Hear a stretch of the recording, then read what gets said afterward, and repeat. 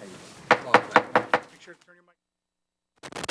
Okay, in accordance with the Open Public Meetings Act, PL 1975, Chapter 231, adequate notice of this regular meeting of the Planning Board of the Township of Franklin has been provided. Shall we stand and pledge allegiance to the flag? I pledge allegiance to the flag of the United States of America and to the republic for which it stands, one nation, under God, indivisible, with liberty and justice for all.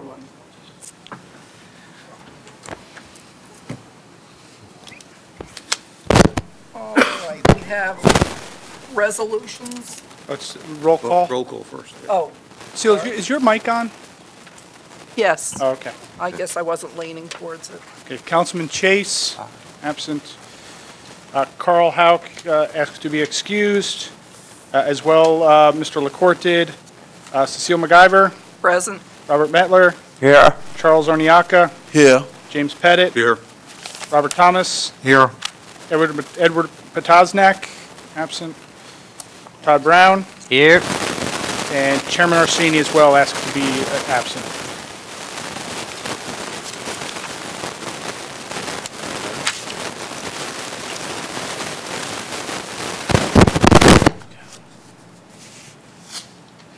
All right, now we have resolutions on the agenda. The first one is docket PLN 07-00005 with Michael and Gail Giannato. Seal, Robert Mettler, James Pettit, and Robert Thomas are eligible to vote, so we need a motion. I would move that the extension of time be granted. Second.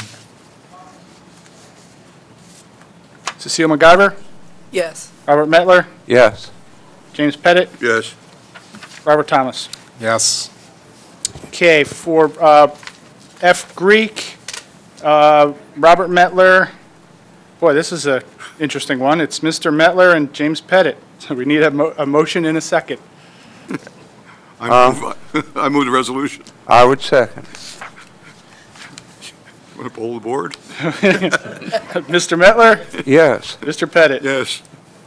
Okay, and then Kelly, same two, Mr. Mettler and Mr. Pettit. That was everybody. I would move the resolution. Second. Mr. Mettler, Yes. Mr. Pettit. Yes. Do we get overtime for this or what? Strange, Yeah, how did that work out? the people who were at the last meeting aren't at this meeting. Make a note that Ted Jace just Okay, showed up. okay, now we're up to the vouchers. Okay, I'll entertain a motion. I move both vouchers for February and March for $833 each. Second. Councilman Chase, Yes. Cecile MacGyver, Yes. Robert Mettler, Yes. Charles Orniaka, Yes. James Pettit, Yes. Robert Thomas, Yes. Todd Brown. Yes.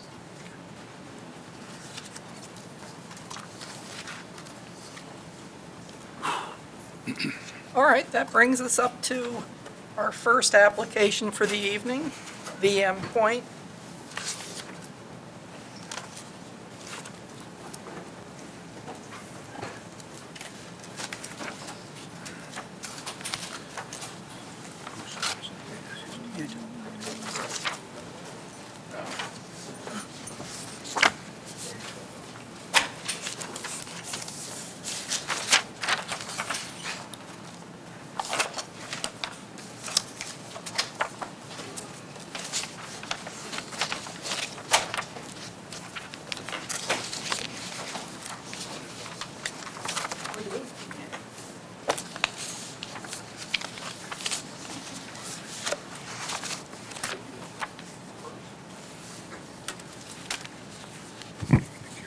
Good evening, Madam Chairperson, members of the board. Peter Lanford appearing on behalf of the applicant. This is an application on behalf of VM Point who is the owner of property known as 61 Veronica Avenue, Block 88.02, Lot 79. It's a 2-acre site in the M2 zone. If the board recalls, I was here in 2012 on an application under the name of Junklo, which is the property right next door. It's the same people. We're proposing the same building. We have the same team. It's the same architect, same site engineer. When we were here a couple of years ago, we were seeking a parking variance. In that application, we had 94 parking spaces, where 148 were required. In this application, we have 100 spaces where 148 were required. So that is the only variance that we are seeking. I will call, as I did in the previous application, the architect, the site engineer, and our traffic consultant. Mr. Testa will be my first witness. Raise your right hand. Solemnly swear to tell the truth, the whole truth, and nothing but the truth, so help you God. Name and address for the record, please.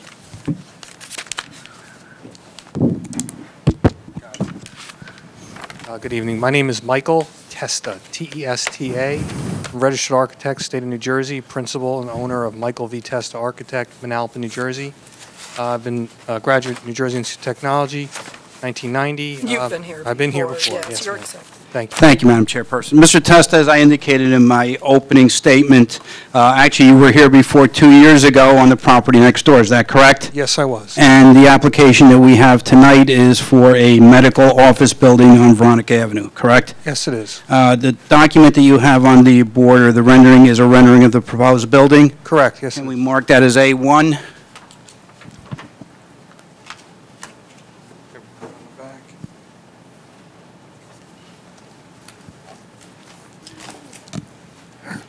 Mr. Testa, first of all, what is the size of the proposed building? The existing building is approximately 22,000 square feet, 11,000 square feet on each floor. Okay, next door? Is the exact same building, exact same footprint. This is actually an upgraded exterior facade. The other building was a mixture of stucco and brick. This is an entire brick facade. Okay, so that is the only difference between the two buildings? Yes, yes, sir. Okay. The interior, at the present time, you've submitted plans for the interior, but I assume at this time, do we have any users? No, we don't, and, you know, the board has a copy of the floor plans, the first and second floor plan. We just basically have as generic open floor area. The intended users we're looking at right now is just general physicians, possibly a sleep center. That's really right now. We don't have anybody committed because we don't have an approval. Okay. And basically, there's going to be an elevator in the building? Yeah, it's going to conform to all the required handicap accessibility requirements as well as the requirements needed for medical use. Okay. And what is the usable square footage as opposed to the gross square footage of the building? I just gave that to Mr. Kennel. It's a little over 9,000 square feet per floor, is where the gross area is a little over 11,000 square feet. Okay. And obviously, when we appeared at the hearing a couple of years ago, there were some minor requested modifications by the board to your plan at that time, correct? Yes. And you made all those modifications with the previous building, and they have all been incorporated in this building? Absolutely. We carried over the information from that prior approval to this site. Okay. And- Excuse me, could you just remind us what those might have been? You have a list of them? Just so we don't do it again. Really was just, concerned about the height of the building was the only real concern. The rest of the area and everything else, we made sure that the building height was in conformance. We have a series of parapets that pop up over the roof line. These little elements. If you're referencing those, are they part of the plan set that was submitted as part of this application? Yes, sir. That should be in front of all the board members? Sheet PB3 and PB4 are the four elevations of the building. PB3 is what is up in front of you right now, is the front facade.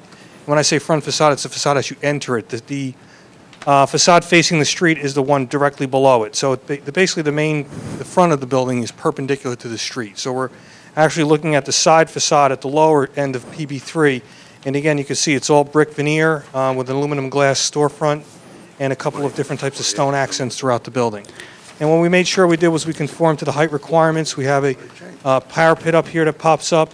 The height is 36.8, and we have a porte cochere, a little carport at the front entrance where we could drop off and pick up people as they are brought to the building. Okay, and one of the concerns at the hearing a couple of years ago were where are the utilities going to be located and would they be visible? If you want to just refresh the board's recollection. Right, the utilities are not going to be visible. They're inside the building. We're doing the same thing on the adjacent property right now. It's under construction.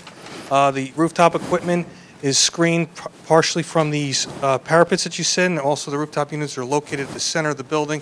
So from a line sight issue from the ground, they're pretty much unnoticeable. Okay, and that was the major concern when we were here the last time, to make sure that none of the equipment was visible from Veronica Avenue. Is that correct? Yes, sir. Okay, thank you. Thank you.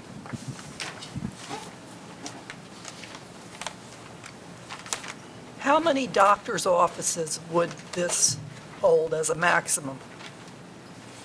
For a maximum, you doctors could share the space. One guy could be here one day, another guy, but as far as, because you could have one doctor servicing multiple rooms. So you could have one physician basically overseeing maybe 8 rooms on one side, another physician seeing 8 rooms on another side.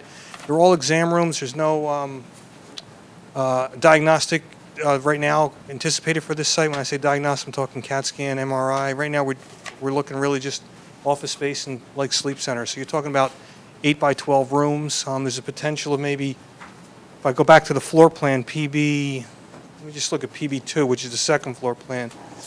You know, the adjacent building is really a couple of, 1 or 2 other doctors, and they're utilizing a series of exam rooms around the perimeter. So I might have 8 on one side, 8 on the other, and 1 or 2 physicians can be bouncing from room to room, seeing patients and rotating around. So how many doctors? I can't commit to that. I don't know how many doctors would be using the facility at one time. There is the potential of having multiple patients in the exam rooms waiting for doctors to be seeing them. Would the sleep center take up the entire floor, one floor? It all depends on the type of it depends on the type of sleep center. I've done sleep centers myself in other facilities where they've taken up 5,000 square feet. I've been to one myself, which is a very small facility in East Brunswick. So it depends on the type of facility that's coming in there. But what's nice about that facility is that's really on an off-hour basis, and Mr. Colonel can speak more to the advantages of having a tenant like that in the building. Well, the reason I'm asking is because the parking requirement is 4 spaces for each professional person. And what you're telling me is you don't know how many professional people you're going to have. Well, the site engineer and our traffic engineer will address the number of parking spaces and the occupants and how they came to that number, okay? The elevator in your building is sized, you said, for medical use? Yes, and it's also sized so that way a They stretcher use a can gurney. pull If you straight can in. get a Yeah. gurney in there, you can get it in the elevator? Years ago, they used to allow you to kind of Well, angle up the yeah, I gurney. mean, but- it's not, it's bigger than a normal passenger elevator. Yes, it is. Okay. Any other questions? I have one. You have a lot of windows. Will those be energy efficient, double glazed? Yes, sir, it's a great question. Those are insulated glass panels, and they are tinted glass. Again, the building adjacent to us, we have it's like a brownish color tint to increase the reflectivity of the light and reduce the heat gain and loss in the building. Good. Thank you. Would patients stay overnight in the sleep center? In a sleep center, typically they do. They would stay, it would be a one-night stay. They're monitored during, and that's only from personal experience because I've done it myself. So it's usually an overnight stay. I don't know if they do it during the day if there's people that work night shifts, but the exact method on how they use the spaces, I'm not 100% sure. Not to belabor it, but if they do stay overnight, are there provisions to give them a cup of coffee or a donut? I mean, I'm not trying to be facetious. I'm just And again, I go up asking the on question. my personal experience. When I went there, it was pure, you walked in there, they put a TV on around 11 o'clock, they killed it, and you were hooked up to a bunch of electrodes, and they watched you sleep all night. The whole thing is to put you to sleep. But the not next keep you morning, you awake. had to just leave as you were? That was it. They pulled the electrodes All right, off me, and I that's walked fine. out the It's okay. building. I'm not so- sure. I haven't had the pleasure yet. I don't Yeah. want that pleasure. No, it was not a fun experience. Thank you. If there's no further questions, I will call my engineer. Thank you. No, to wake up in the morning, before you go on the road. Raise your right hand. Solemnly swear to tell the truth, the whole truth, and nothing but the truth to help you God. I do. Name and address for the record, please. No, I mean, Gregory Oman, O-M-A-N, hours. Mr. Ullman, by whom are you employed? Menlo Engineering Associates. And in what capacity? I am a principal at Menlo Engineering. And he's been here many times. We accept him. Thank you. Okay. Mr. Ullman, again, you were the engineer who prepared the application next door and also are the site engineer for this application. Is that correct? That is correct. Okay. And the site today, can you describe it? Sure. Site today is a 2-acre parcel identified as Block 88.02, Lot 79 on the Township tax map. It is bound by Veronica Avenue to the north, the previously discussed medical office building that was approved and is currently under construction to the west, existing warehouse to the east, and vacant property, open space to the south. The site is fully wooded today, drains from a north to south direction. There is a 15-foot wide drainage easement along the southern property line with a small pocket of wetlands in the rear of the property. Okay. And have you received an LOI for those wetlands? We have received an LOI for the wetlands and also a GP7 to fill the wetlands for the retention basin that we're proposing. Okay. And have those been submitted to the municipality? I don't know if they were, but if not, we can surely give them a copy. Thank you. All right. Do you have a rendering of the site plan that we are proposing? We do. I marked it A2. It's Okay. entitled Proposed Site Plan Exhibit. It's Okay. basically just our overall plan with an aerial, overlaid on an aerial, kind of jazzing up some of the landscaping and the retention basin in the south. All right. And can you take the board, and then I'll get to specifics later, can you take the board through the site plan from somebody driving into the site? Sure. And how the site would function? Sure. Starting with the building, it's a 2-story, 22,120 square foot medical office building, centrally located from the front to rear of the property, set off the western property line of approximately 10.5 feet. Access to the site is by a single driveway off of Veronica Avenue, 26-foot wide drive aisle that permits parking on the north, east, and southern sides of the building. In total, we are providing 100 parking stalls for the site, 10 of those being ADA compliant. The non-ADA stalls are 9 feet in width by 18 feet in depth. To the southern side of the building is the loading zone that's being provided for deliveries to the building. Just to the southwest of that is a masonry concrete enclosure, match the building facade that's going to handle all garbage and recyclables for the building. Along the front facade, or the eastern side of the building, is what the architect had explained about the drop-off and pickup area, permitting somebody to come in, pull up, allow the passenger to get out or get into the car very easily. Then they can cycle back out and exit the site off of to Veronica Avenue. As I mentioned, the site drains from a north to south direction. So what our office came up with was a typical underground stormwater collection system, which is a mixture of underground piping and inlets that collect runoff from the site from both the roof and the parking areas. That collection system conveys the runoff to the retention basin that's been designed at the southern end of the property. That basin does 2 different things for stormwater management. Number 1, it reduces the peak runoff for the 210 and 100-year storm events, and it also provides the water quality required, the 80% TSS removal required by both township and state standards. In terms of utilities, all other utilities are located in Veronica Avenue, including water, sanitary sewer, electric, telephone, and gas. Those lines will be run through the main driveway and tapped into the facade of the building that's going to serve that particular building.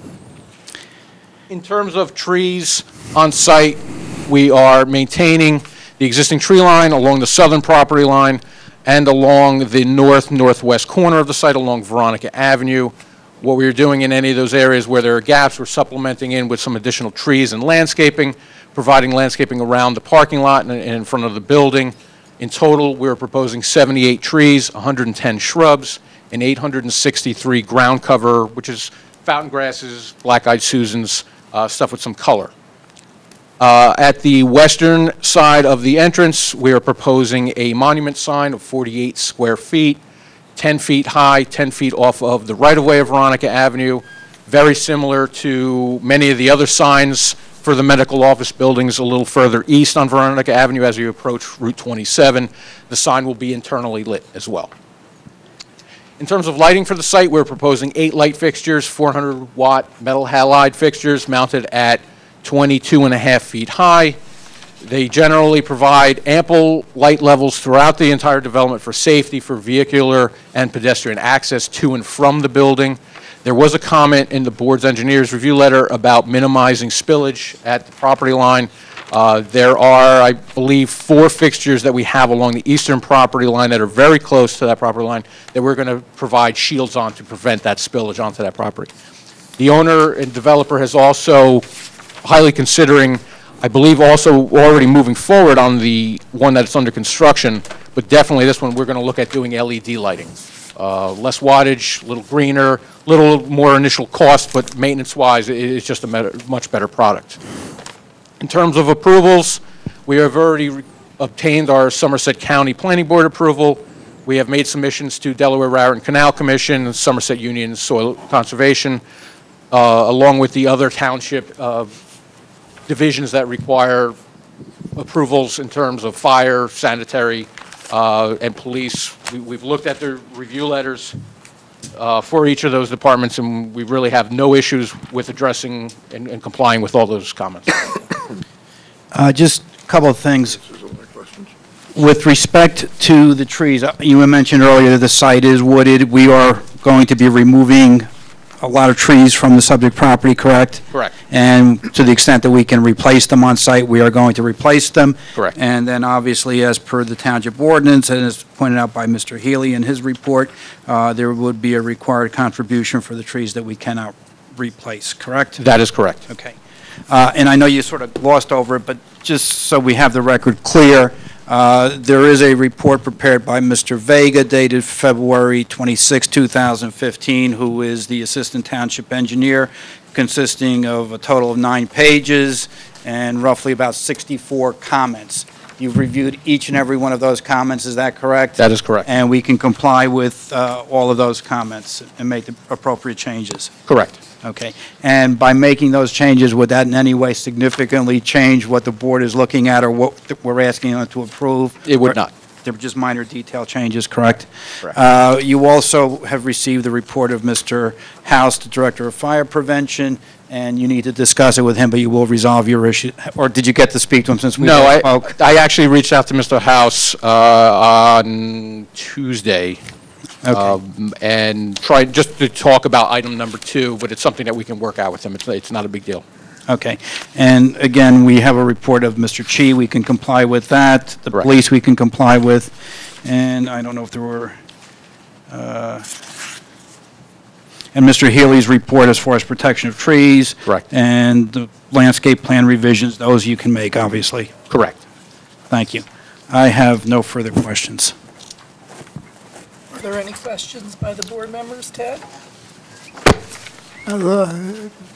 I like your choice of trees and in general what you've designed in the way of the landscape.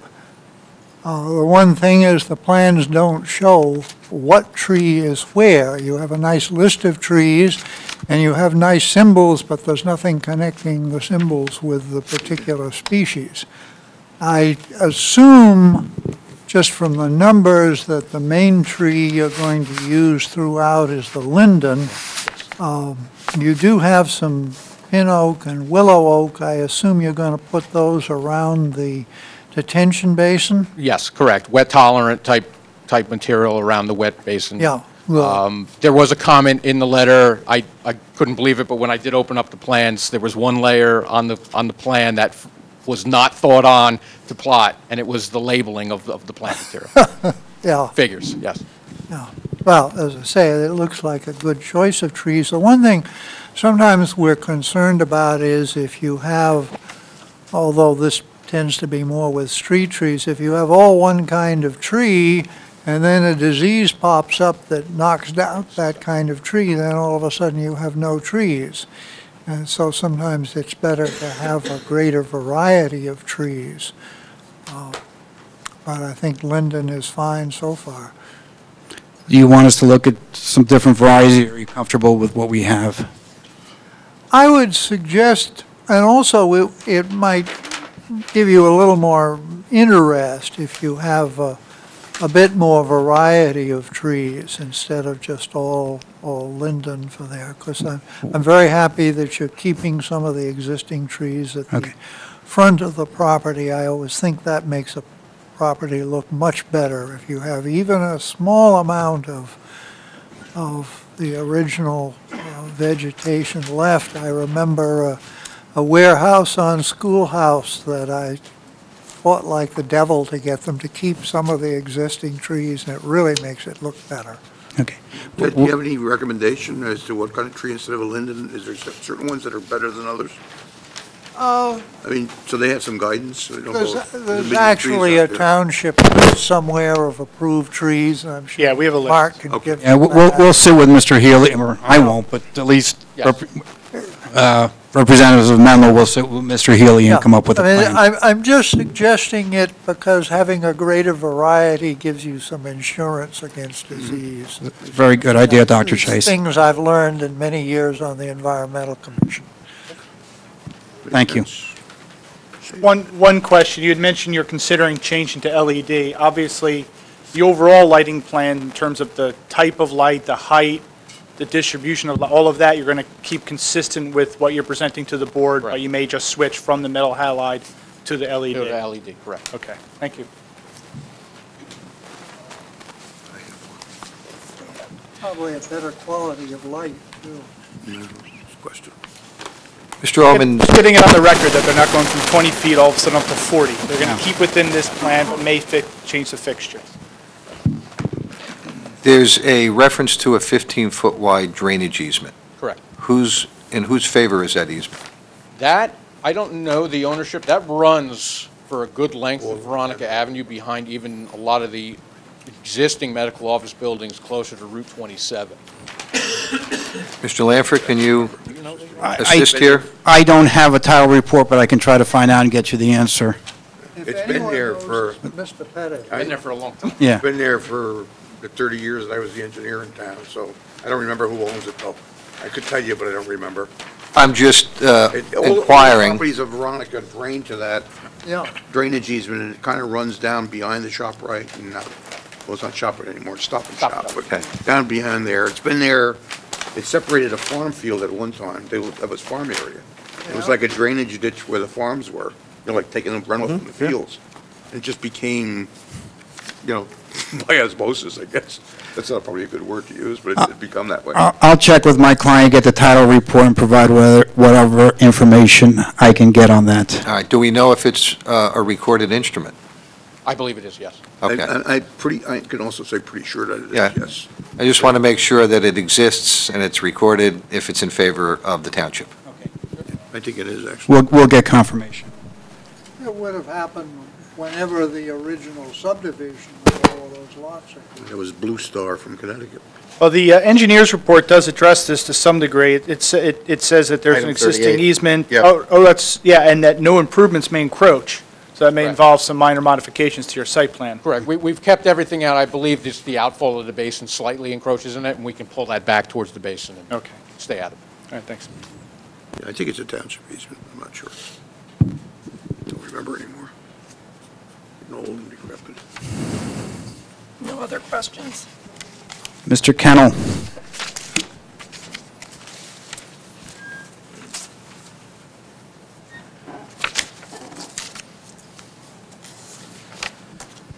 Solemnly swear to tell the truth, the whole truth, and nothing but the truth, so help you God. I do. Name and address for the record, please. Yes. Scott Kennel, McDonough and Ray Associates, 1431 Lakewood Road, Manasquan. And you've been here before, and Ye- you're accepted. Yes, I have. Thank you. Thank you, Madam Chairperson.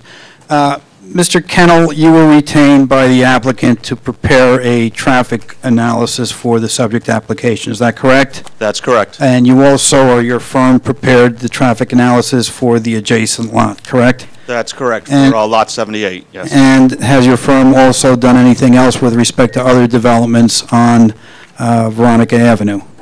Yes, over the last 20-some-odd years, our firm has prepared numerous traffic studies. Okay. Can you indicate to the board what you did in conjunction with this application? Yes, and very similar to what was done for Lot 78, the approved medical building adjacent to this site.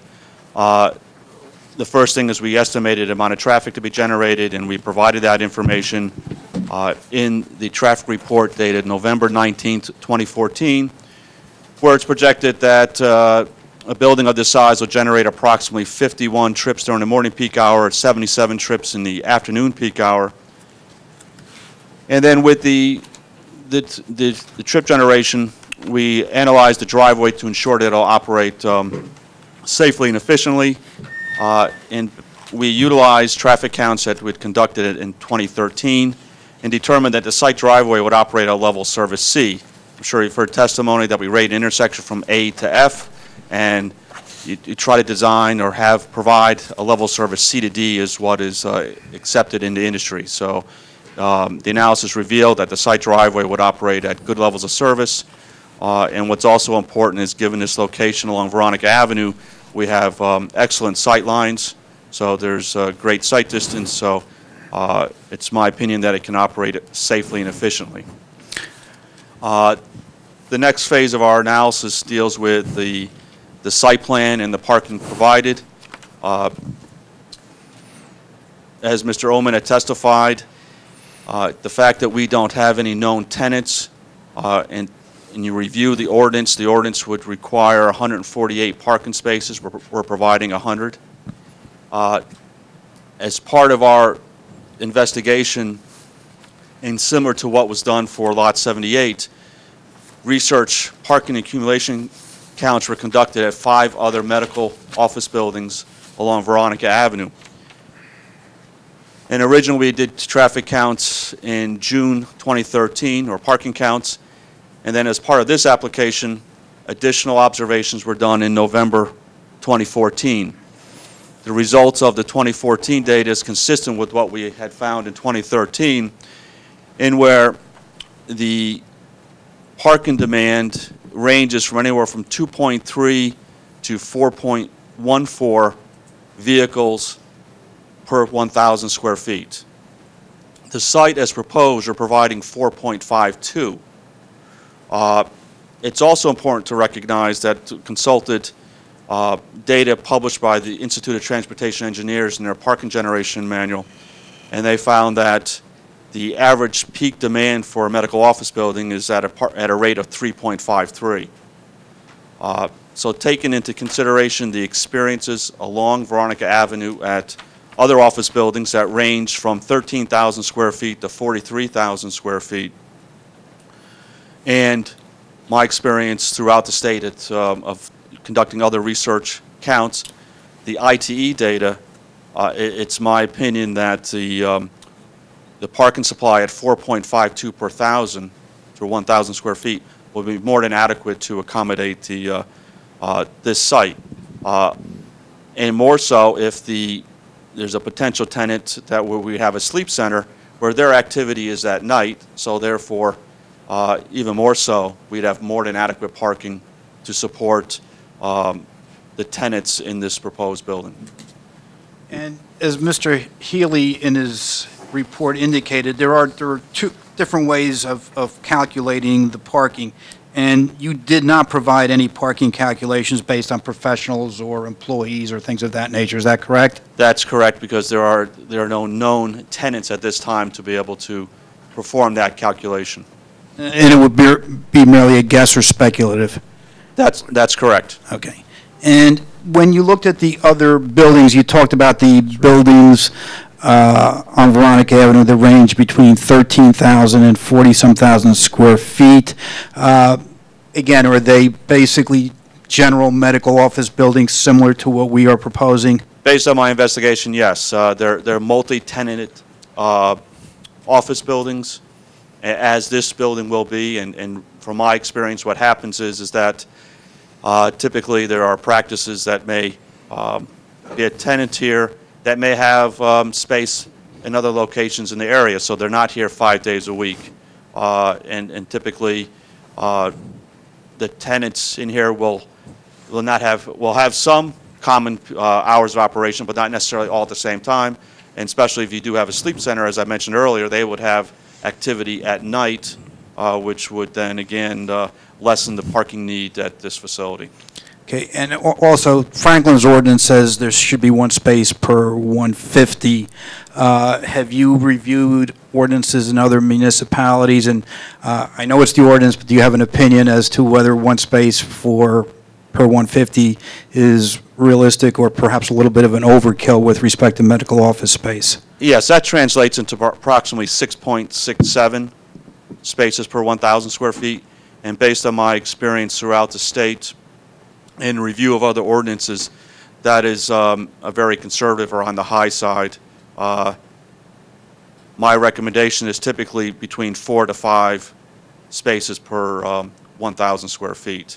But I've found that providing parking at one space per 150 square feet provides an excess number of parking spaces, which means more impervious coverage and underutilized, spaces that are not utilized.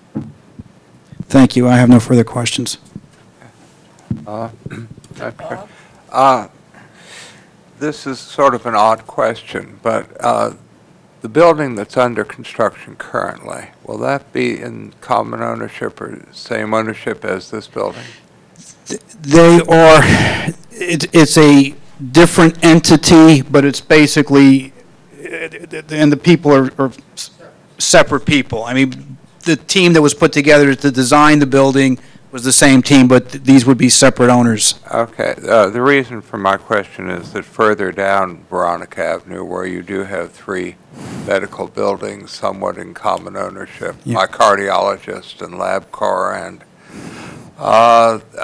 they have connected the parking lots so that if there is overflow or a need, a special need at one building, it can be met at another. I've done that, and there's pluses and minuses with that, Mr. Metler. I had a project where I did that in South Brunswick, where one of the doctors then said, well, the doctor in the building next door is taking all the parking spaces in front of my building, and he's using more of the parking spaces. So that could be problematic. And I think based on Mr. Kennel's testimony, I think each of these buildings probably can stand on their own with more than enough parking. Okay. Thank you. There's a building on Veronica, I think it's called University Radiology. It's a really large facility. There's warehouses to one side of it. I go to that building much too often, and you can't park. I'm just telling you, you can't park. They end up parking in the warehouse, because a couple of those warehouses are abandoned. People park there and walk to the facility. And I don't know what the parking ratio is in that building, I don't remember, but I know that they need more parking at that place. They did move LabCorp out, put them in their own building, and they have their own parking. I happened to be there the other day, and that's just as crowded, because there's another place called Back in Motion, another building, a medical building. None of them, I'm not disputing your figures, other that they don't have adequate parking. I'm a user, I'm not talking as an engineer or a planning board member. You go there on any given day and try to find a parking place, and you can't. And that radiology building in particular, and there's warehouses across the street. I've seen people park in the warehouses and walk across the street because they're driving around and around and around waiting for somebody to leave. People are going through all kinds of testing, MRIs and cardiology testing and all that stuff. So they're there quite a bit of time. A patient comes in, can be there an hour or more. It's not like, the doctor's office where you go in, he's got your 15 minutes, take 3 pills and call me in the morning. These are like activities, medical buildings, and there are doctors in those buildings too. So I don't know how that works out with the parking, because the parking seems to be a real concern. I understand that, and I can't speak to those specific. Well, no, but we're speculating here, because you don't know if you're going to get a sleep center. So Right. if you get one, fine, but if you don't get one, then what? It's like, we don't know. Neither you know or I don't know either, but we have an ordinance that says you're supposed to provide parking for so many medical people. I understand, and Yeah, and what I've reported is, 5 other buildings along the corridor that are similar size Yeah. and that have multiple tenants, and that there's more than adequate parking, well below what the ordinance requires. Again, as far as the sites you refer to, I'm not familiar enough to know as far as the distribution of the parking again, availability of parking spaces to the front door, and Well, it's a huge and building. as far as what their supply is. Well, it's there. It's okay, fine, but it doesn't work. So I'm not sure parking, yeah, I think you should do an analysis based on what you think the medical, like our ordinance requires, at least come up with the figures. I mean, we could go through that exercise, and we would be happy to come back with it, but again, Oh, you can deal with the staff, you don't have to come back with it, but it's I a question of, you're asking for variances from Right. the ordinance. There's a history on that site, and I'm not disputing the engineer's surveys, but if you're a user and go there and see what happens and try to find a parking place, that's got nothing to do with engineering or handbooks or anything else. It's a fact. and it's all dependent on who the user is. I grant you that. And again, if I sit down with staff and say, okay, I've got a sleep center, I've got an eye doctor, and I've got whatever, and that changes a year from now, we still have the same number of parking spaces. But you also got an approved plan for a certain amount of things that you can do. Right. The architect said that he doesn't know the tenancy, and I accept that.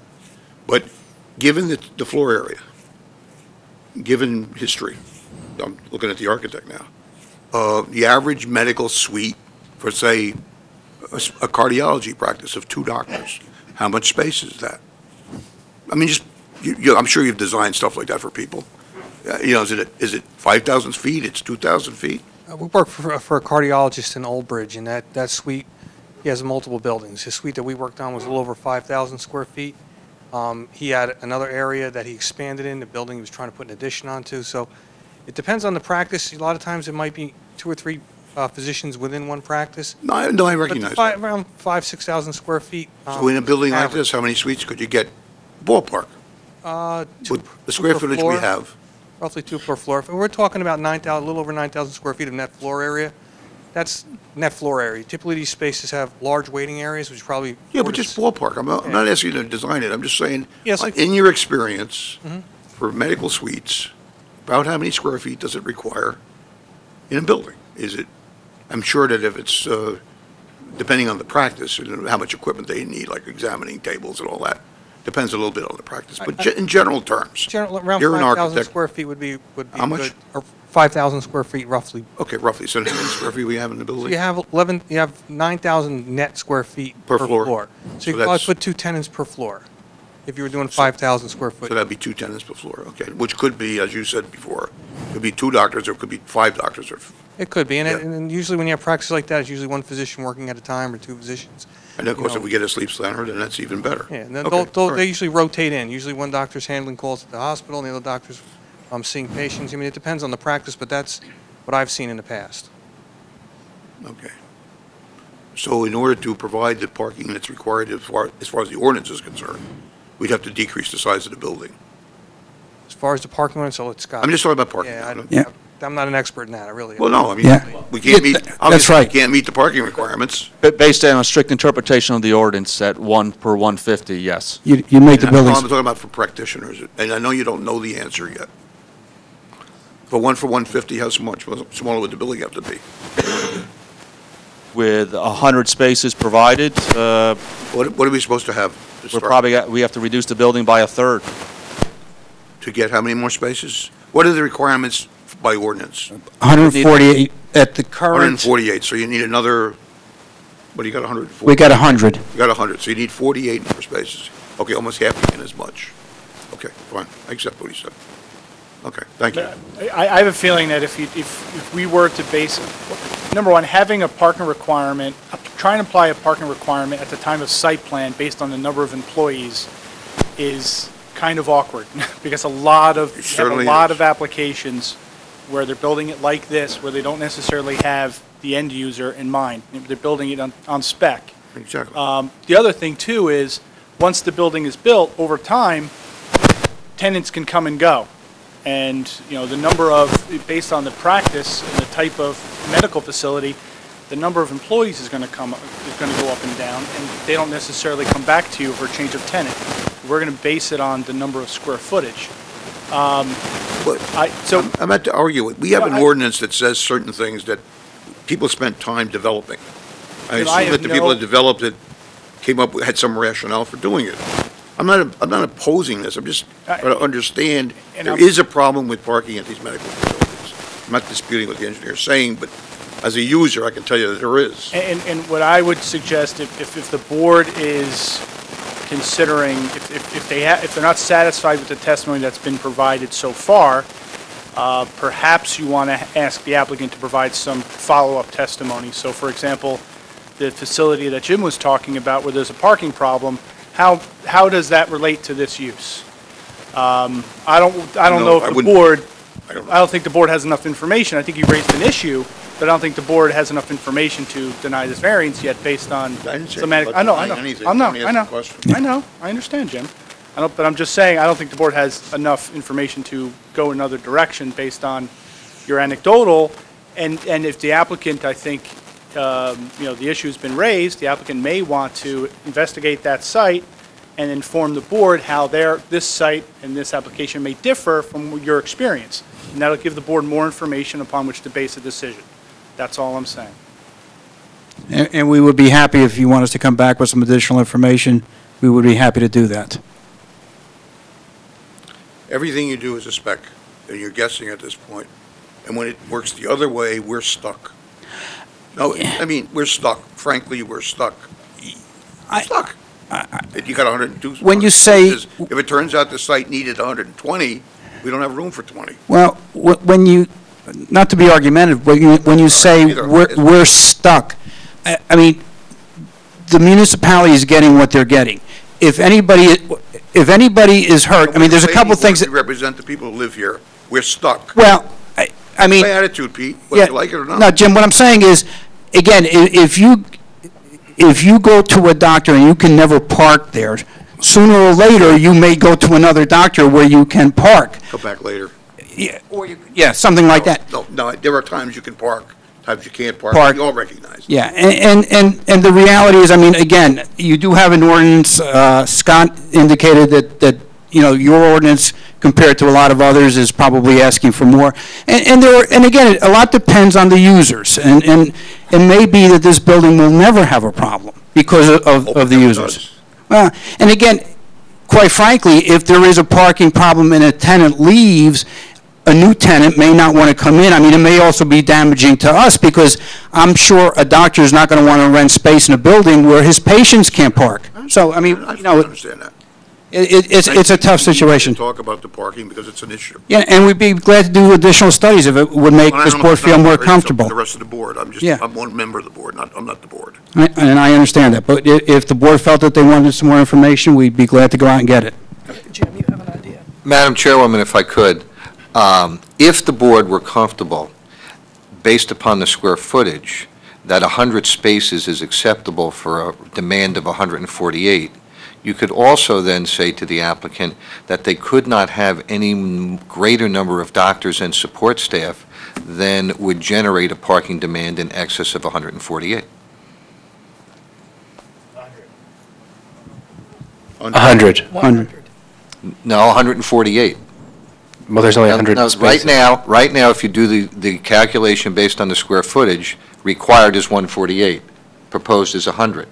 But at the same time, we say to them, all right, the total number of doctors and support staff, which is 4 per doctor and 1 per support staff, cannot be greater than the 148. This way you're... Where did the 48 park? But I think Mr. Paznik's point is they're asking for a variance to go down to 100. So I think, that number would be based on variance requested. Right, should be 100. You can look at it that way. You can also say, look, we're comfortable, okay, giving a variance of 100 for a demand of 148. Let's not let the demand of 148 be any greater than that based on the number of physicians and support staff. Based on the square footage that the architect's estimates, I think you're talking about a relatively limited number of doctors. We do include nurses and whatever, other professionals. There's going to have to be a lot of doctors and a lot of nurses to approach 100. I would bet money that the 1 per 150 is always going to be higher, particularly in this situation, than if you base it on the employees.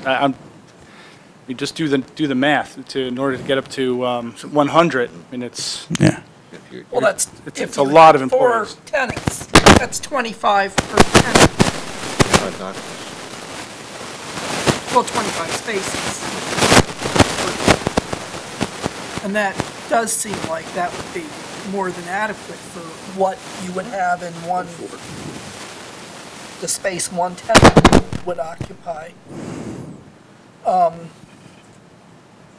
But I do sympathize with what Jim said, because I've used that facility also, and I've had to drive around to find a parking spot. Yeah, in order, But it is a very large building. just some quick math, if for 100 spaces, that would be, it could be 10 doctors, which would be 40 spaces, and then 60 employees. I don't know how that equates to what, that sounds like a lot to me for the 20,000 square foot building. Yeah. Maybe the applicant wants to opine on that. But Well, again, and I would defer to Scott, because Scott's examined the buildings not only on Veronica, Scott has examined and designed medical buildings and the numbers that he's used, and again, he's already testified to it, but you may want to repeat that the average number is what in a general office building like, or medical building like this. Yeah, I mean, again, I don't get into employee staffing or number of doctors. I mean, typically our research is based on the size of the building and the number of spaces available and the number of spaces that are occupied. And again, you know, the provision here to provide 4.52 per thousand is consistent with, you know, my experience throughout the state, and obviously the data that we've collected here and provided the board, it supports that. Okay, and that's not to say one medical office may not have a problem, because, again, if you're doing where people are coming in and out or coming for extended periods of time, they're going to be there longer. But in general, the number at 4.52, based on what you've seen and examined, you're comfortable with, That's correct. and it generally works. That's correct. Especially in buildings where you have multiple tenants. Obviously, if you had a smaller medical building, and I usually recommend a higher rate, if you have a 5,000 square foot building, and you don't have that ability to have multiple tenants that have different hours of operation. But for something of this size with multiple tenants, I'm very comfortable with the parking provided. if I could suggest, I think a discussion the board may want to have is, again, based on the testimony that's been provided, are you comfortable with making a decision on that variance? Or do you feel that you want them to come back with some additional information? Madam Chair. Jim, what's your Gordon? take, I- maybe no, a I'm- poll I'm- on that? I'm deferring to the board. What do you decide what you want to do. I know how I feel about it. How I feel about it may not be how I vote, though. I raise the issue because it is an issue. Yes, I don't really have any I objection to the understand. That's why I application. brought up the parking. I don't have any I don't have a real serious problem with the application, to be honest about it. One of the reasons I would like But I to just- see you get some more information and come back is, this is a little offbeat maybe. I think, in my personal experience, I think one of the big parking problems in that area stems from one tenant in the one building, and I'm referring to LabCorp. I personally stopped using it because every time you go there, there are 50 or 60 people. They're sitting in the hallways. As soon as it's 3 o'clock and LabCorp closes, I go to other facilities within that building, and there's no longer another problem with parking. I have a feeling that this issue, this issue could come up in, you have a building next door you're working on. It's an issue, a concern for this building. I would like to get a little more information, although I really strongly suspect that what you're saying can and will work. But if you could maybe verify the fact that some of the parking issues might be atypical or very much tied to one particular tenant or a particular use that's in that building. I do agree with you.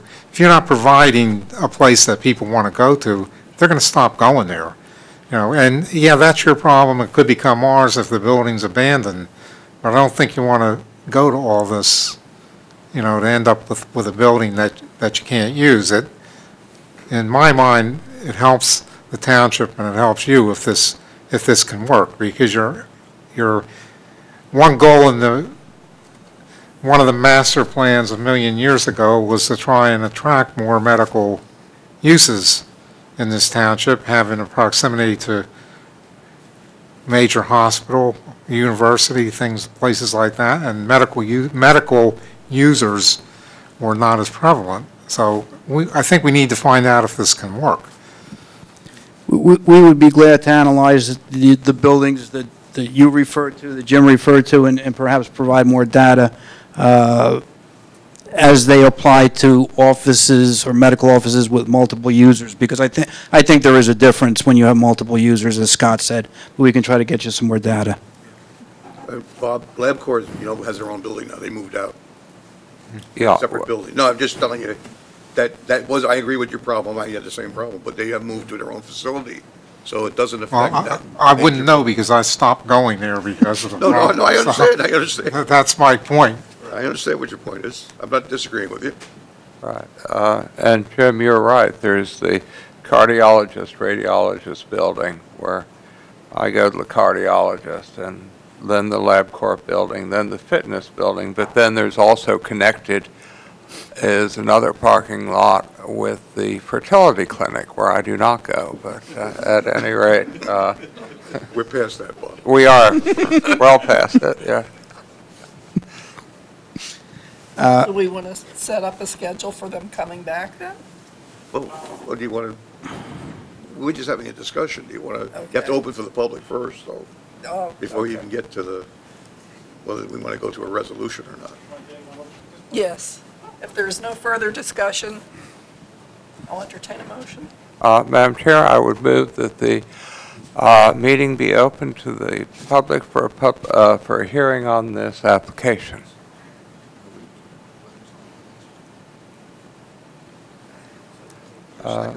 Madam Chairman, seeing no one coming forward, I would move that the public hearing be closed. Thank you.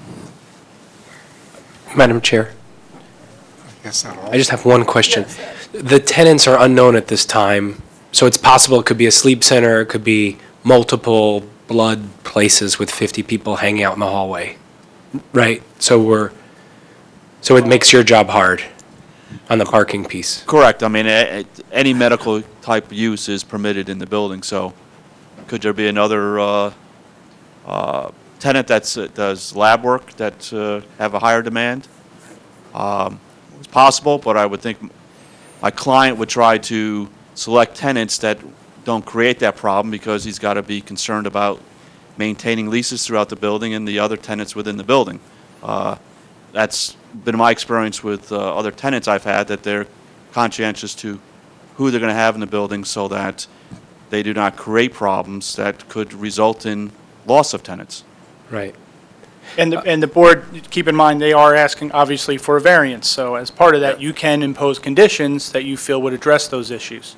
Yeah, I mean, my concern is the 54 that aren't going to be there. I kind of heard 104 variance to 100, which didn't seem like a big deviation, but the 50 is a big deviation. And we do have this problem, many of us have experienced in other facilities, and you would think those owners would similarly be concerned, but that hasn't happened.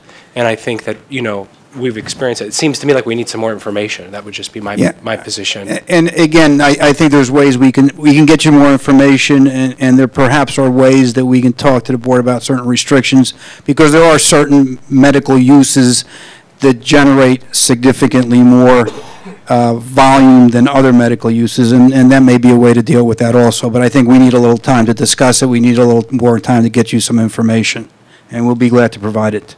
I mean, again, it's everybody's goal to make this work. And what would, if you were to come back, we have a meeting on April 1st? I don't know if we'll be ready. What's your meeting after April 1st? Maybe April 15th? Yeah, we can, yeah, if he's got to go out and do some studies, I don't want to push, especially with some whatever weather-related issues. And again, if he went out to do counts on days when the weather is bad, that doesn't help us. So, Peter, if I could make a suggestion to you, I don't know where they are if you could get the town to see if the archives have a copy of that one building that's occupied by University Radiology, is the major tenant. I mean, you could take that building, you could see the square footage of it. Those drawings are around someplace. And it's not that old. And it'll show you the parking that they have. Then you could check the tenancy and see what, Yeah, you know, one of them is a big radiology operation. yeah, but, you know, we will do that. We'll get, you don't have to necessarily go out there and sit in the rain counting cars. well, no, But looking at the practical. Wait for sunny days. Exactly. but we will get you some additional information. And again, there are a couple of ways that this can be dealt with, so, Could be limited, say, okay, if we exceed 100 parking places, we can't let you rent it, Dr. Jones. well, it's not necessarily Dr. Jones, Well, but that's a user that Well- generates a lot of, That generates more, Yeah. the users that you rent to that generate more than are capable of going 100 places. Mhm. You could do that, I suppose. Yeah. All right. Can we then ask that this matter be carried to April 15th without further notice? That's fine. One further thing before you go. You're seeking a parking variance. Is the legal justification for that variance a hardship theory or the flexible C analysis? It is a flexible C analysis, and we will, again, either present some planning testimony. I think, you know, depending on the information we get, we may need some additional testimony, and I'll deal with that. Okay, and the negative criteria as well. Right. Thank you. Okay, so April 15th, 7:30, council chambers. We'll continue. Thank you. Everyone save your paperwork.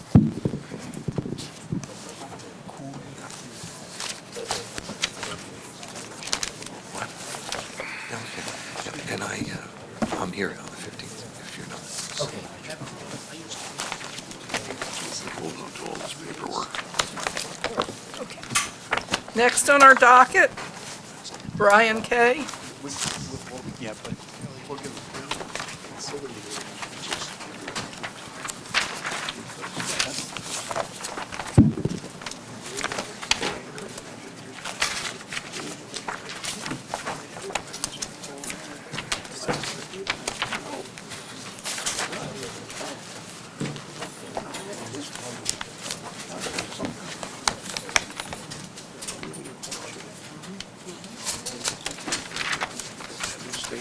Thanks.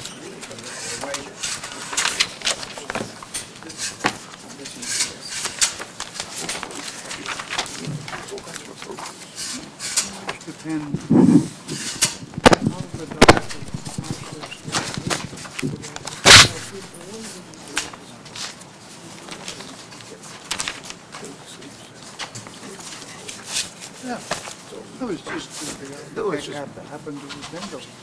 I think, and the last one had actual tenants. Yeah. Actually had, so I think it was a little bit Did the easier. other building have a variance? I'm sorry? Did the other Yeah. one have a Yeah, parking it did, variance it too? did, yeah, This apparently. had- But They they had said more it was specific 94 information. parking. They knew more about the site. Yeah, the other building had, it was the same, it actually had less. Getting into users, so yeah. The other half. Yeah, here it's gone. Because, you know, if they end up parking on the street like people have done too. Well, they do it, you know. No, parking's not- No, but the cop's gonna catch them. It's like, you know, if there's no cop there, it's legal. You know what they do? Oh, if Where's one, the trooper when you need him? if one building's parking lot has space, you park there instead of in the one you're supposed to But be. I In guess some it's- cases, we do have that, Yeah, yeah. you know those big white warehouses? Well, there was a couple of them, they've been vacant for a while, and they park there. Okay, Are you ready? we're ready Anyway, to okay. start. Okay. Hey. On to bigger and better, living through chemistry. Good evening, Mr. Chairman, members, Madam Chairperson, I'm sorry, members of the board, Peter Lanford appearing on behalf of the applicant. This is an application on behalf of Brian Kay for a preliminary and final major subdivision to create 3 lots, 3 building lots, one of which already has a residence on it. It would be 2 new building lots. The reason it is called a major subdivision is because this property was previously subdivided within the last 10 years, thus necessitating the major subdivision. There's a little bit of history with this property, and I'll have Mr. Kay go through the history of it. It's a rather unique history, and what we are doing this evening is trying to create two new building lots, one with access on Hamilton Street, and the other one with access on Girard Avenue, as well as maintaining the existing single-family dwelling on the subject property. I will be presenting the testimony of Mr. Kay, who is the owner of the property, as well as Michael Ford, who is both a engineer and professional planner. Can I have Mr. Kay sworn, please? Raise your right hand, sir. Do you solemnly swear to tell the truth, the whole truth, and nothing but the truth, so help you God? I do. Your name and address, please. Brian K.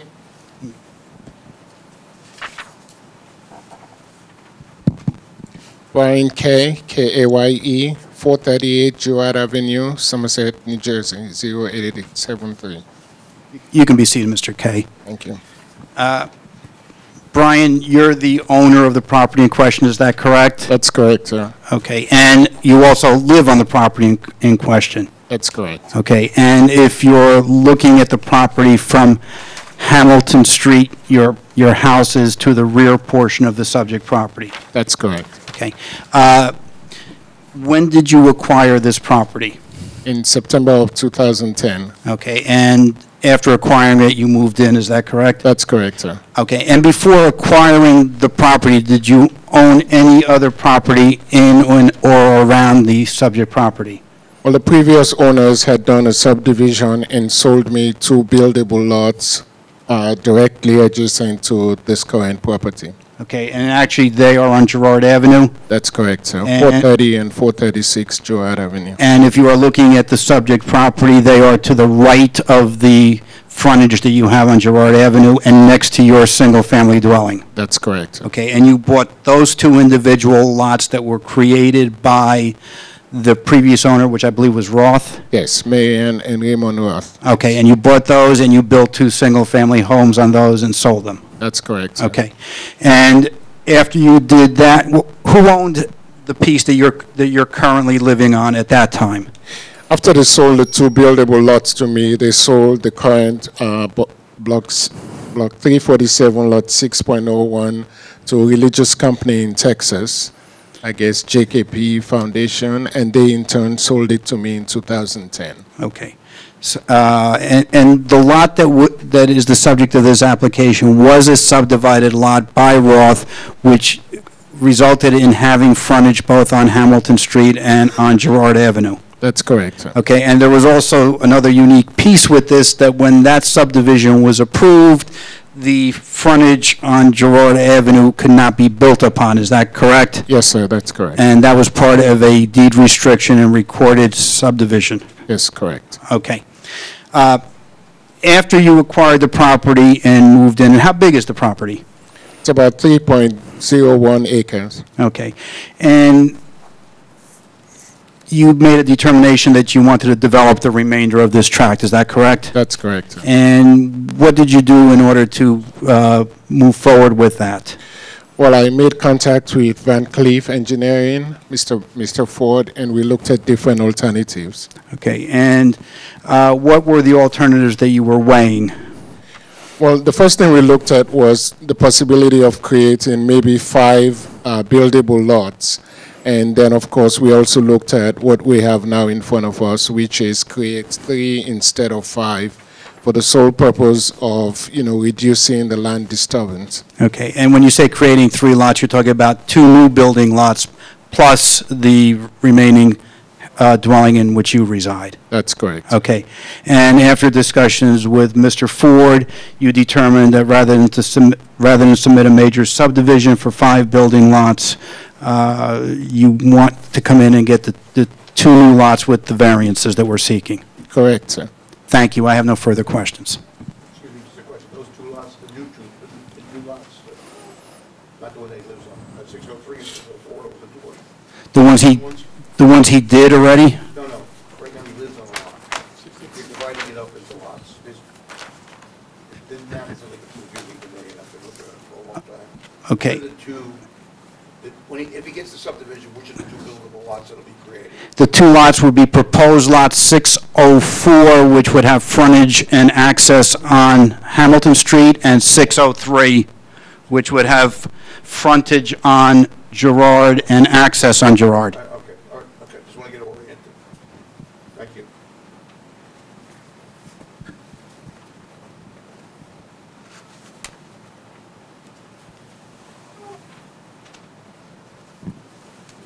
Any other questions by members of the board? Okay. Mr. Ford?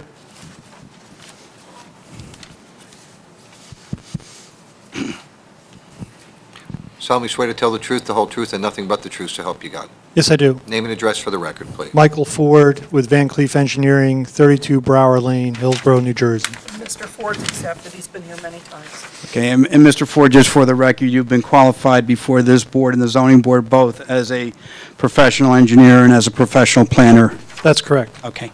As Mr. Kay indicated, he came to your office to talk about developing the parcel, which is the subject of this application. Is that correct? Correct. Okay, and when you did an analysis of the subject property, what did you determine was a maximum lot yield that can be obtained from this development?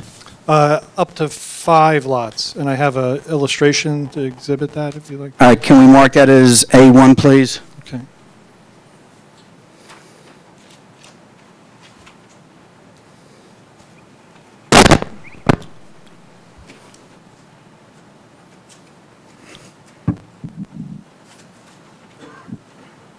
Can you folks in the audience see that from your angles, the exhibit? Mr. Ford, could you adjust the angle? Sure.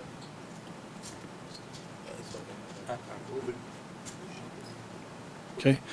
The exhibit Board I... members all see it? Can you see? No, I'm okay. Okay, good.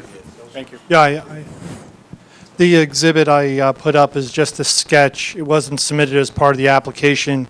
It's a concept layout for the 5-lot subdivision we've been discussing, which is a new road off of Hamilton Street with 5 lots adjoining it.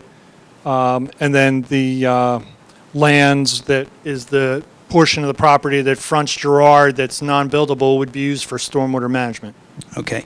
And those lots would be conforming lots and would meet the zone requirements, is that correct? And what is the zone that we're currently in? We're in the R15 zone. All right, and the R15 zone requires a minimum, obviously, of 15,000 square foot building lots. And slightly larger for a corner lot, and we accommodated that with this illustration. So the concept plan would be a fully conforming plan? Correct. Okay.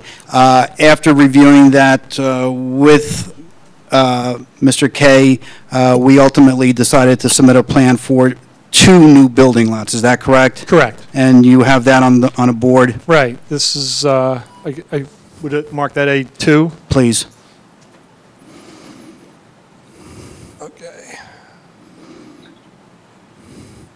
This is the preliminary and final subdivision plan that was submitted as part of the application, last revised January 6, 2015. And it shows the 3 lots as proposed, the rear northerly lot with the existing dwelling on it, and the 2 new building lots, lots 6.03 and 6.04. And maybe part of the confusion on the plan is actually the existing mother lot is 6.01.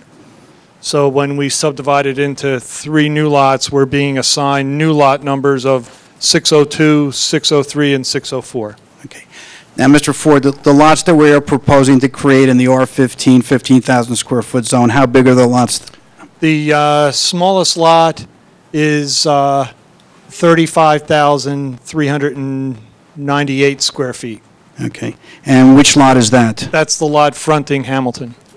So more than twice the required lot size. Okay. And the other 2 lots, what are their sizes? They're the lot 602 with the existing dwelling is 59,298 square feet. And the other new building lots designated as lot 6.03 is 40,306 square feet. So they're all way in excess of the zone Correct. requirements.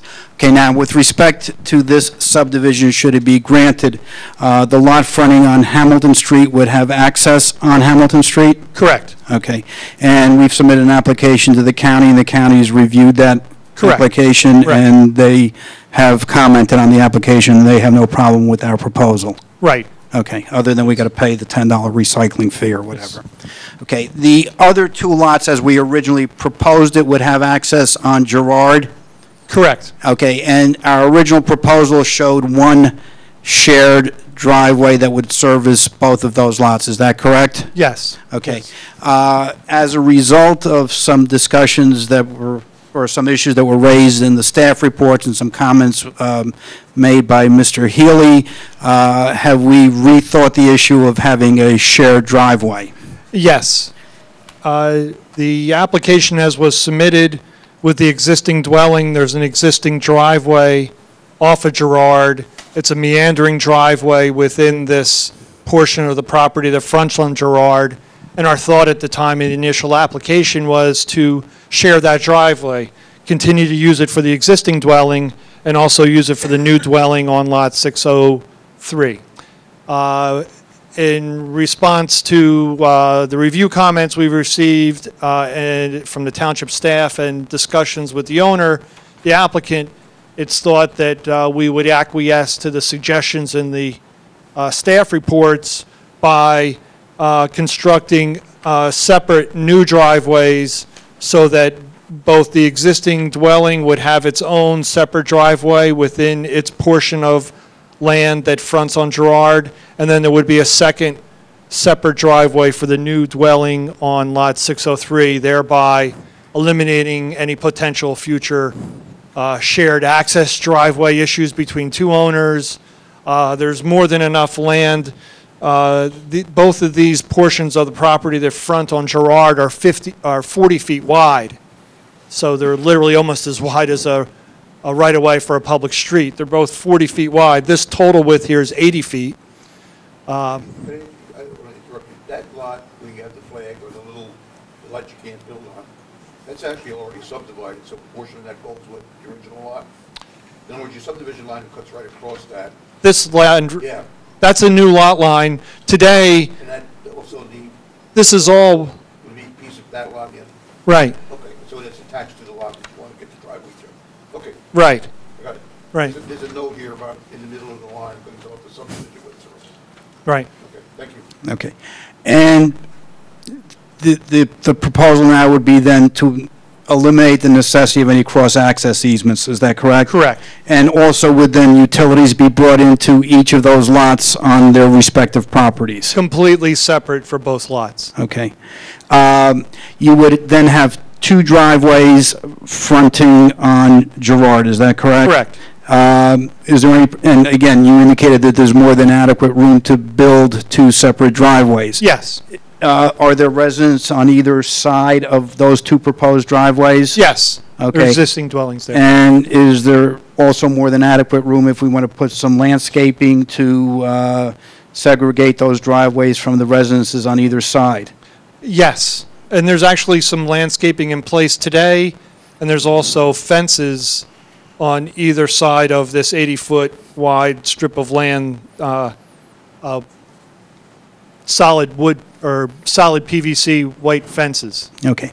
And creating flag lots in this zone, as you are aware, does require a variance.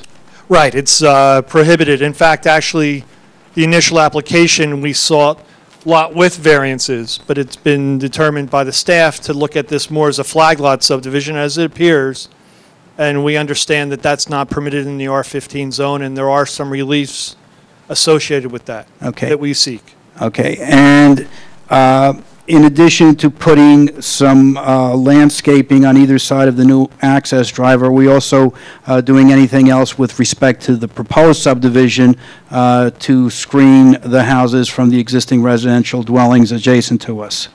Yes, there was a suggestion in, I believe it was Mr. Healy's report, to provide a fence behind the existing adjoining lots, you know, which have their rear yards butting up to new lot 603, put a solid fence behind those two lots. Those lots are identified as 4601 and 4801, and we would comply with that suggestion. Okay. there are also other comments that were generated in the other staff reports, some minor changes. Have you had an opportunity to review all of those changes? Yes. And can we comply with all of the staff reports, both engineering and planning and other staff members? Yes.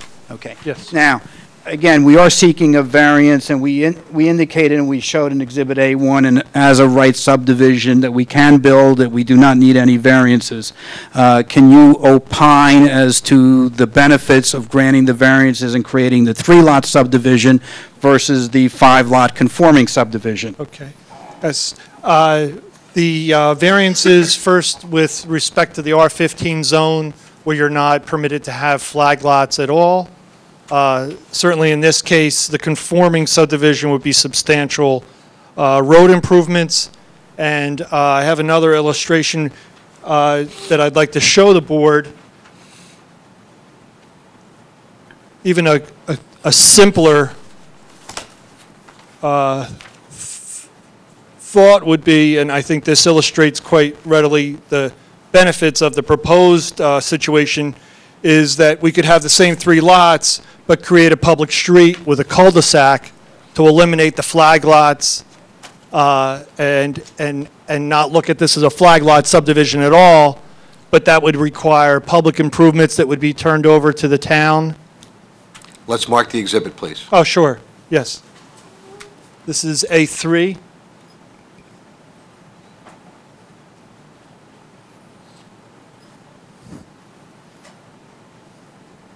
Without really any substantial benefit, because the access that would be created by the flag lot subdivision and 2 individual driveways adequately services these 2 dwellings without the need for those substantial public improvements that would not only be a cost for the applicant, but would be a continuous burden to the township as an ongoing maintenance situation.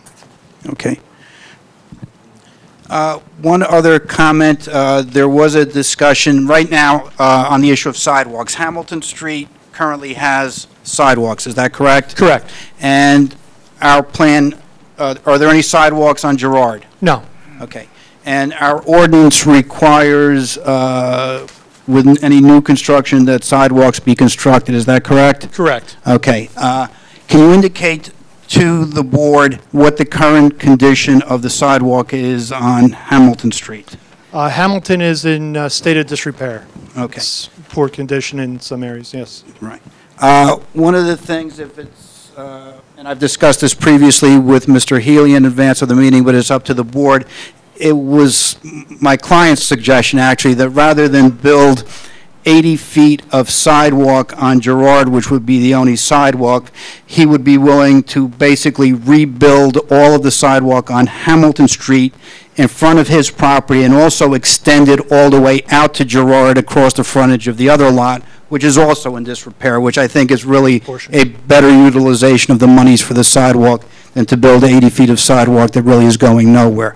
And we would accept as a condition that we would rebuild all of the sidewalk from our property to Girard. Can we impose that condition on a county road? We'd have to show it to, It's a county. yeah. Can we impose a sidewalk condition You- on a county road? Well, it, Because they won't build it. no, they won't build No, it. I know that. Yeah, but we can improve it. I mean, we'd have to get their permission, but But we're okay to do that, we can impose that. you can ask us to ask the county to do that. If they say no, we'll give you the money for it. But I'm sure the county would be happy with that. I'm not so sure. I don't know what you're happy with. It depends on what day you ask them, Jim. Okay. Mr. Ford, in your opinion as the professional planner, would the proposed subdivision with the flag lot be a better planning alternative than either the little cul-de-sac or the 5-lot subdivision? Yes. And why do you say that? As I've said, the access that's being proposed within the flag lots for these 2 dwellings adequately services that need, as opposed with minimal improvements and no public improvements, no improvements that would be continually maintained by the township, as opposed to either of the two complying plans where we'd have substantial public improvements that would be an ongoing burden to the township without any really substantial benefit, because adequate access can be provided by the flag lot driveways. Will we also, in either of those other plans, be creating substantially more impervious coverage than what we're proposing with respect to this plan? Correct. Okay, and the two driveways that we are proposing would be adequately screened from our adjoining property owners? Yes. And if we were to build a public road coming in, would there be any screening requirements from a public road that would screen the adjoining property owners? Not technically by the ordinance. Correct. Thank you. No further questions. Any questions? Yeah, I do.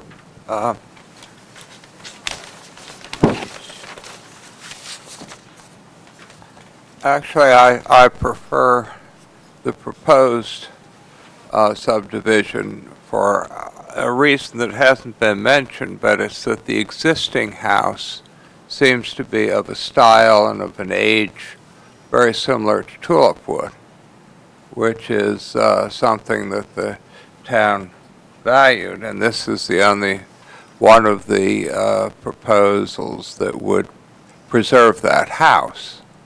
Now I can't put I'm not going to ask that a restriction be made that you have to preserve that house, but I would be happy to see that house preserved, unless I would prefer to see this alignment of the lots. Any other questions from members of the board? Just a few questions, if I could. One of the questions in my report was, with respect to the design of the access driveway, there are a number of standards related to that. If I could just run through those real quickly, and if you could just confirm whether you'd comply or not, because it does speak to whether you are asking for a variance. The access drive shall be contained within the flagpole, which you are now, said you're now doing, since it's not going to meander and go across the That is correct. lot lines. Each Correct. lot is going to have its own, so you comply with that. The access drive shall be a minimum of 12 foot in width, Yes. Yes. okay? It shall be paved from the front yard setback of the zone to the edge of the pavement so I guess basically the first 30 feet at a minimum has to be paved? We will comply with all of that. Okay. Is the whole driveway going to be paved, or? Absolutely. Okay. At a minimum, the remainder, okay, so you're going to pave it, so that addresses 3 and 4. There's a requirement in here that you're going to have to comply with in terms of a tracking pad, and I assume you're going to comply with that. Prior to issuance of a CO, the access drive shall be constructed to the point necessary to provide access, and you're not asking for relief from that. And then the visual buffer, there is some screening in here. It talks about a certain number of trees. Plant shall be a minimum of 4 to 5 feet in height, planted 3 feet on center. So it's basically a, Is that along the driveway? That's basically it would screen each house to either side. But you've already testified that there is some fencing there. There also is that whole area. If you see in the photo of my report, there's a whole bunch of very large trees within that area. Can you speak to generally how you're going to maintain those trees? Because I think to some degree, I don't know if necessarily compliance with this is really that important. 4-foot high shrubs, but I think the fencing and the combination of trying to save the trees that are already there might actually achieve that purpose to a better extent. We've done the tree survey, and we'll provide those mapping, and I think that I don't think you surveyed that area. No, but I think the photo you're referring to might be from, say, a Google. It might be dated, because many of those trees in that area, I think, were lost due to Sandy. Okay. And are not there anymore. So the tree survey we provided is, I think, accurate for that area. Okay. For the larger trees, Mark. Okay. So basically, with regard to this requirement for are you going to either comply or provide an equivalent amount of screening to comply with this requirement? We will provide to you a screening plan subject to your approval, yes. All right, and if that's satisfactory to the board, that could be a condition. Any other questions from members of the board? Go ahead. The variances you're seeking are under the C2 flexible analysis, correct? Correct. And you've indicated several detriments that would accrue to the township. in your professional opinion, do you see any detriments that would arise if these variances were granted? No, and no impact to the town ordinance or the master plan. Okay. And the ultimate question in the C2 analysis is, do the benefits substantially outweigh the detriment? Do you have an opinion as a planner on that? I believe they do, just by virtue of the difference between the two and the substantial amount of improvements that would be required, and then an ongoing maintenance of them, the burden on the township. Okay. And finally, can these variances be granted without any substantial detriment to the public good? Yes. In fact, do you have an opinion that they would actually improve? Oh, yeah, the impact on the neighbors would be substantially less with just the two individual driveways as opposed to a major road that might be an attractive nuisance. Thank you. You're welcome. Okay, if those are all the questions, I'll... No, I have another question. Oh, okay, Jim? We don't see any hydrant locations. I'm thinking about firefighting. We're going to have this access driveway, which is like 130 feet of driveway. We have the house set back, let's say in the woods, so to speak. How do we get the fire, how the fire truck's going to fight a fire if there's one there? Mr. House's report had no impact. Pardon? Yeah, John reviewed it and said he had, a truck could I get don't have back. his report, Peter, that's why I can't answer your question. I don't have a report from him. If he's happy with it, I'm happy with Yeah. it. But I don't have his report, that's why I asked the question.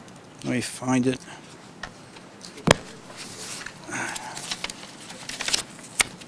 Well, the other thing, too, is they've also modified their proposal to some degree where they're going to have two separate driveways. So John House is going to obviously have to review that proposal. Yeah, but if he was happy with the firefighting aspect, Yeah. however, then it's a moot point for me. Yeah. I don't see any report from him. I know I did speak, I thought it was in writing, but I don't have it in my package either. And the routing sheet says there is no report, unless it came late. I do know I spoke to him, and maybe he did, except for final plan. Let's just take a look. I stand corrected, Mr. Pettit. I did speak to him, but I do not have a report. We can make it subject to his review and Yeah, that's approval. fine. Yeah, That I would think, be you fine. know, even if he did have a report, again, it was on the scenario where they were going to share, the two lots are going to Right. share that, existing rather narrow driveway, and now they're going to have, each house is going to have its own driveway 12 feet in width. So I think we'd want to have Mr. House review that and You see, confirm it the problem anyway. is, if you're gonna go to a house where I live on Girard, there's houses fronting the street, there's hydrants on the street, you pull your truck up, you got the pumper, you fight the fire. This is set back in, I say in the woods, it's not really the woods, but Yep. this houses are in the back. You gotta go 130 feet of road before you get to the house. So that means pulling hose from the street or driving a truck or a pumper. Somehow the water has to get in there. If John's happy with it, I'm not raising an issue. I can't, I'd just like to see the I can't report. comment one way or the other at Well, this point. he has to. Huh? Yeah, Yeah, we can make it subject to John's approval. just get it clarified, okay? Absolutely. Go ahead, Todd. Where is the nearest hydrant? The only one I really see is on the corner of Berger and Girard. There used to be an old nursing home right next door to this property, and it has about at least 4 or 5 hydrants between the two lots. And they're currently active? Because I understand that's been destroyed. Yeah, but I don't know if that affected the Well, fire hydrants. Gerard. But there are about 4 or 5 hydrants right next to my property line. There's going to be a lot of vegetation, and trying to stretch a hose or connect to that might be a bit of a challenge. So where is the nearest hydrant except for the corner of Berger and Girard? There's also It was one. where the hydrant's on Girard Avenue itself. There's a About hydrant. 300 feet apart. There's a hydrant in front of the very first house on Girard that I looked at myself. Off of Hamilton? Yeah, right off of Hamilton. Is it marked on your plans? No, I don't see it there. We can add it to the plan. Well, why don't you show where the hydrants are along the road? They're usually about 300 feet. Right. Yeah, there's a hydrant shown right at the entrance to that old nursing home on Hamilton. okay. But we can survey and locate the hydrants on Girard and add them to the plan. Not a problem.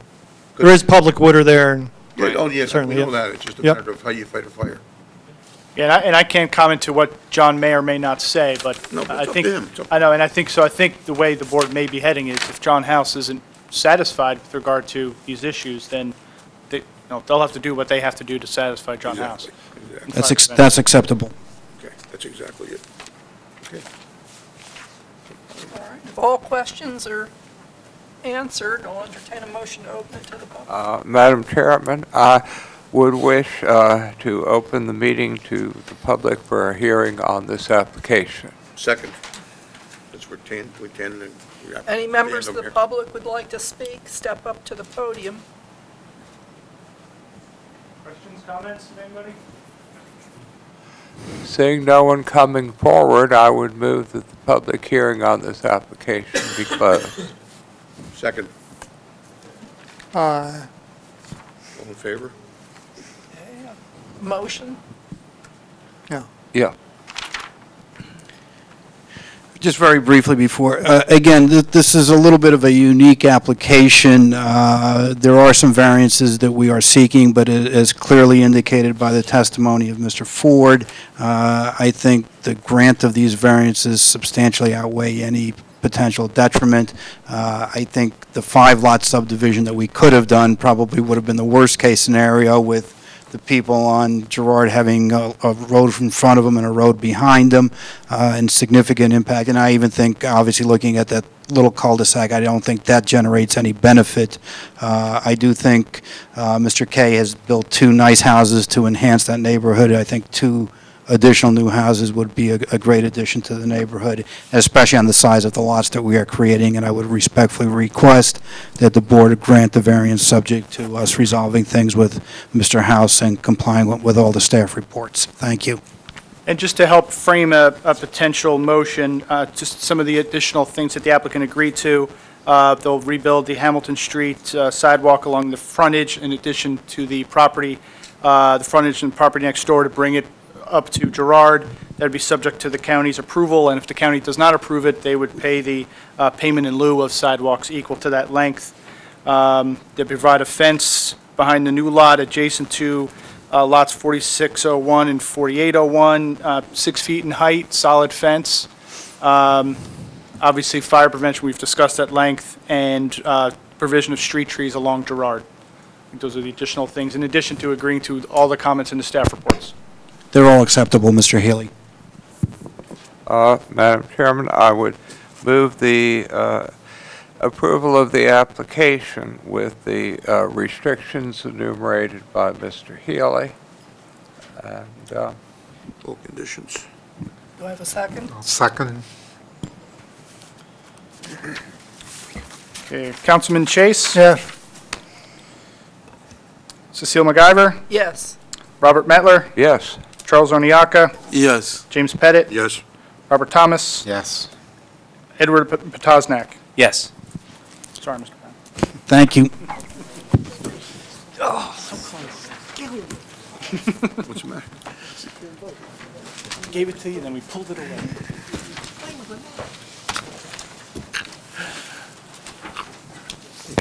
There's something in there to play with. Just real quick, if I could, with regard to the redevelopment zoning that's under the work session, the redevelopment agency has received a request from an entity known as Franklin Juliet to develop a Wawa with a convenience store and filling station at the corner of Route 27, Somerset Street, and Juliet Avenue. The proposal was received positively by the redevelopment agency, and they're proceeding towards appointing them the redeveloper of that site. As part of the proposal, the way that the redevelopment law works, the zoning, and actually our zoning, even in our GB zones and elsewhere in town, don't actually allow for that type of use, that configuration of uses where you have the gas station and the convenience store in one, which is something we probably want to look at. But the way it works in the redevelopment law is you can't ask for a use variance in a redevelopment area. So they would, in order for this to move forward, the zoning would have to be modified. Again, as I said, the redevelopment agency reviewed it. I presented the manner of changes to the zoning that would have to occur to accommodate this use. They were in favor of those as well. The Land Use Committee of Council discussed these changes generally as well. I think they were positively inclined. The changes are outlined in my memo to the board dated February 26th. Basically, the Renaissance Commercial Zone, which is one of the redevelopment zones, would be amended to add convenience store with filling station as a permitted use. There's a draft definition of what that use would be. There are associated standards to, at the same time, accommodate the use, but also address some of the impacts and site needs for the use. So, for example, a lot size requirement of 1.5 acres. It does require a larger site.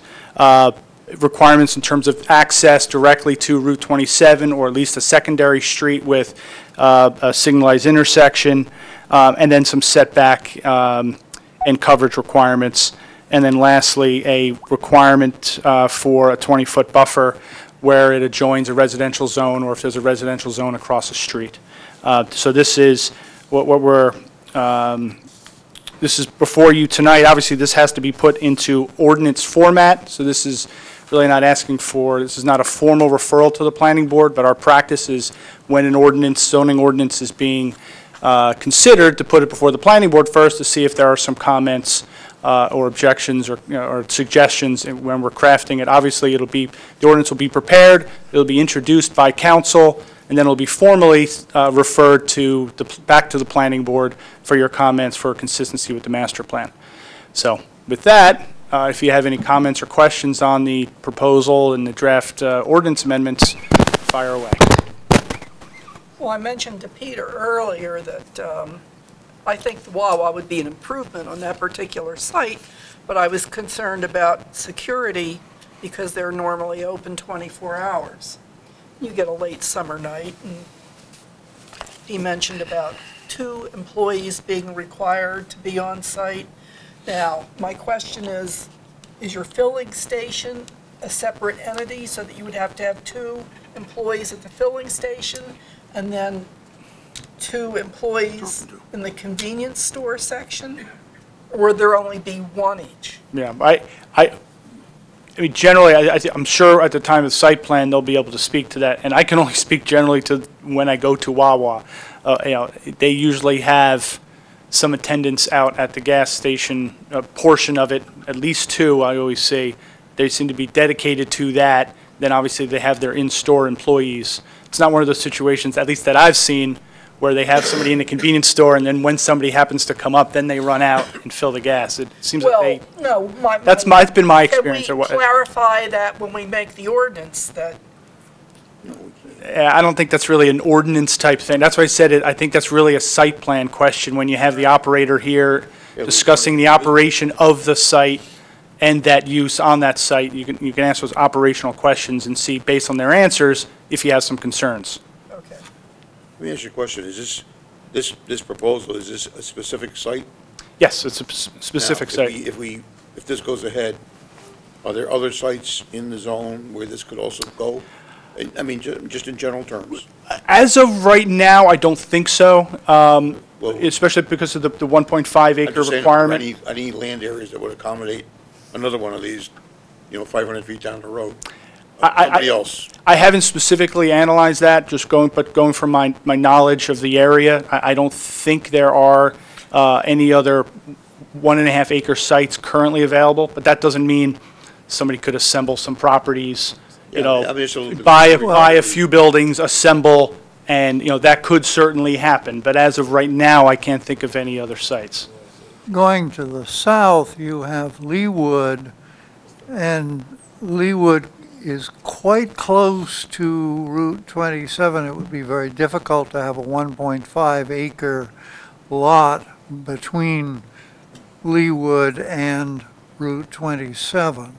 Going to the north, it might... Along Route 27, what is available? Yeah, well, I just don't want to have a domino effect. We do this, fine, everybody's happy, and then next thing you know, make up some other name coming in and saying, oh, I want to put my gas station. Well, yeah. Is there a separate distance? You have a distance? I didn't read the whole thing. No, we don't, and well, part of the reason for that is that then you really start getting into, I mean, the way this is structured is it's a permitted use, not a conditional use. You start getting into requirements like that, I think you really, Well, you this know, is already cars arguably still on a every conditional corner, use, all that and kind plus, my understanding is that the separation requirements like that have been overturned. That's my understanding, and the attorney's shaking his head. And that's positively. correct, yes. But I think to the overall issue, the Renaissance commercial zone is a relatively short distance along Route 27. And actually, one of the problems with the zone, in my opinion, is that it's not sufficiently deep. Most of those commercial uses are very short, very shallow in depth, and not very large. So this is one of the few larger sites in this zone that could be developed. Again, could somebody assemble some land, buy a few buildings, and 5 years from now see another one? Sure, that's possible. But as of right now, this is the only site that comes You to probably mind. already answered it, I missed it. But It's a even, site, 1.5 acres.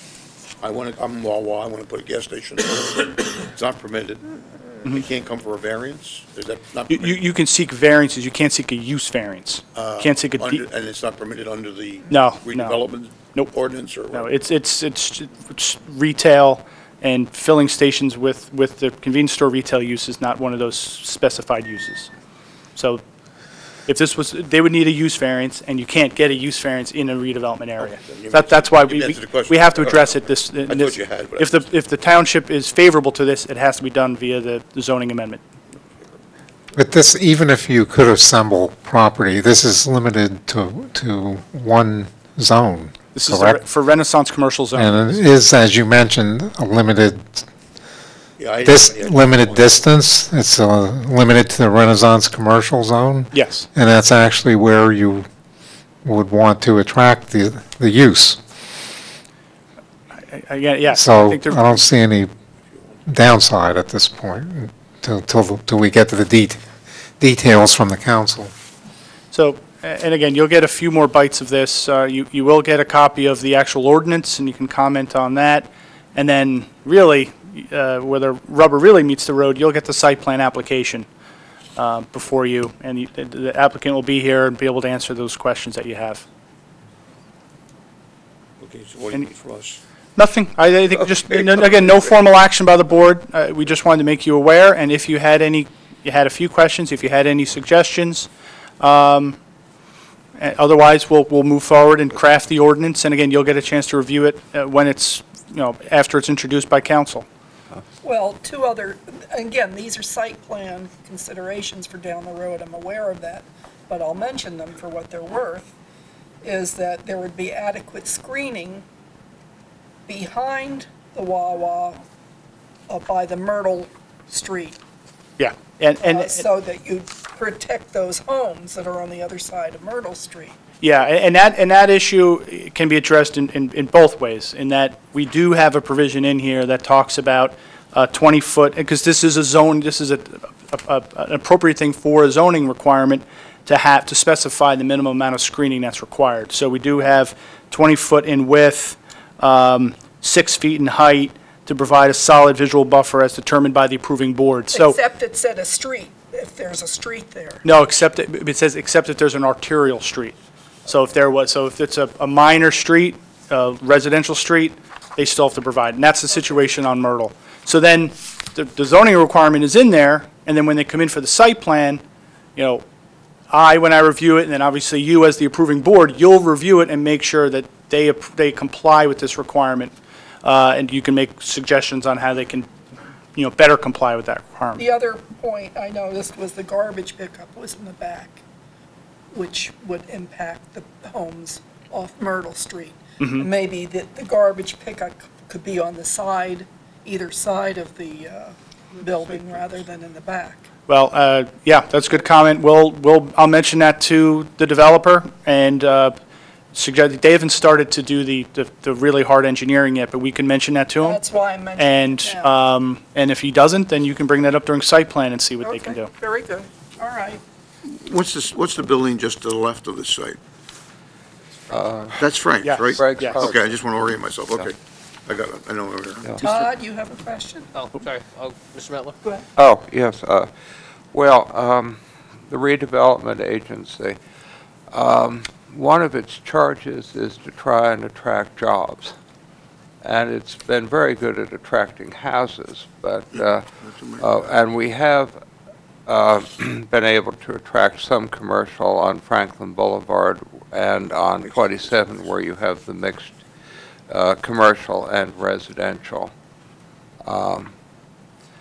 buildings. But this is a purely commercial enterprise, and for that reason, I think it is something that the redevelopment area actually does need and would be helpful, and it will provide more vegetation, more greenery than the current use. So I think it will be a plus for the town.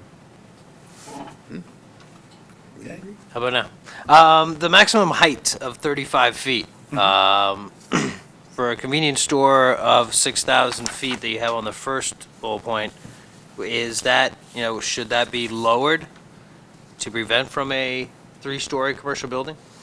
Well, you'd never fit 3 stories within 35 feet, but we certainly, a typical requirement in a commercial zone is 35 feet and 2 stories.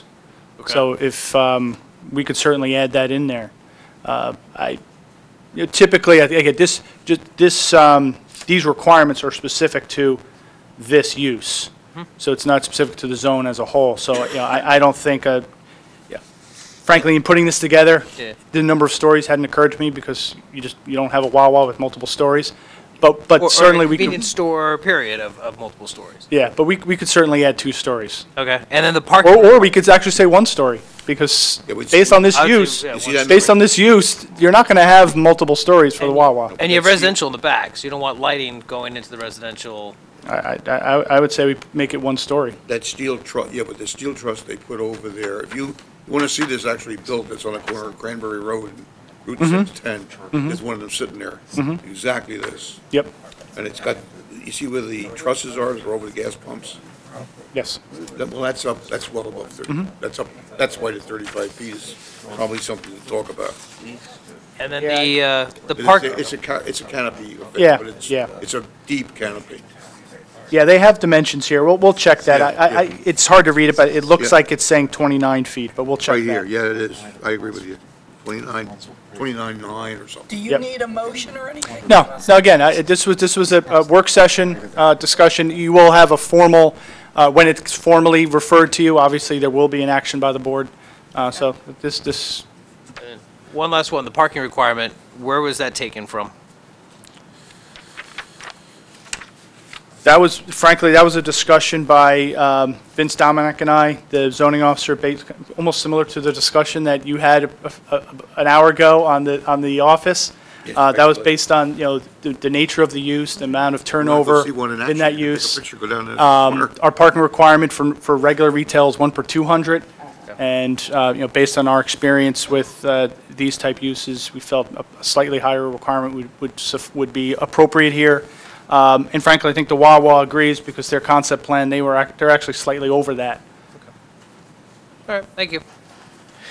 Do we need to open for public comment on this? No. Okay, Are we done? save this one. Yep. Motion to adjourn? A motion to adjourn.